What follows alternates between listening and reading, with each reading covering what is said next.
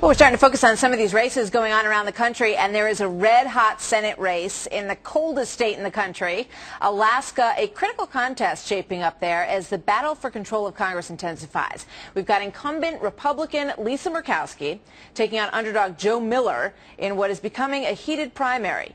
She's holding quite a hefty lead right now. Listen to this.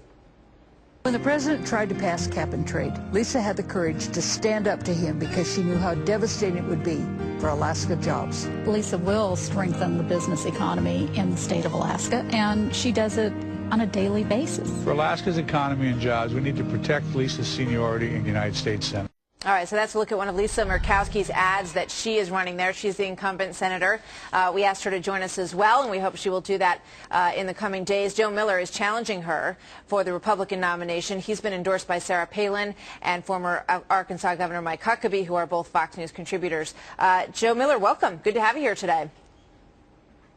It's great to be here. Good morning. Good morning to you.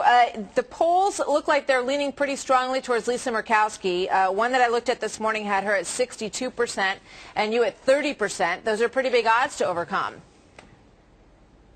Well, I think that's an old number, and you also have to realize that, that the polls in Alaska are notoriously inaccurate. In fact, in Governor Palin's race in 2006, they were off by almost 40 points. I can tell you that it's red hot here on the ground. We're closing the gap rapidly. Yeah, I saw a letter that Todd Palin wrote on your behalf. I know the Tea Party has raised quite a bit of money for you. Just to give some people some information on your background, you're a graduate of West Point, a Bronze Star recipient in the first Gulf War, a constitutional scholar, a lawyer, a judge. You have an impressive resume, but not any real experience, serving people on Capitol Hill or anything along those lines. How do you think that, that your background is going to help you beat Lisa Murkowski?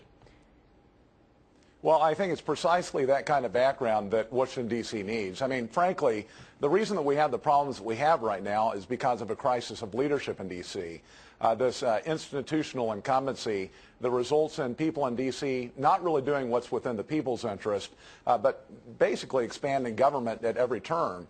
And Alaskans, I think, like Americans throughout the country, are sick and tired of that direction. They want new faces. They want to change out the process in D.C. so that we can get back to what we see as being the proper role of government, the constitutional role of government. Well, she has said that you are attempting to portray her as not a true conservative, and she says that she is. Among the things that she's saying she would do is to repeal health care and to question the constitutionality, to begin with, of mandating people to buy health care insurance. Where do you stand on that?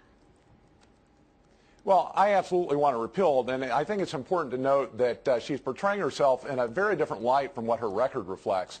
On Obamacare, for example, she's flip-flopped considerably.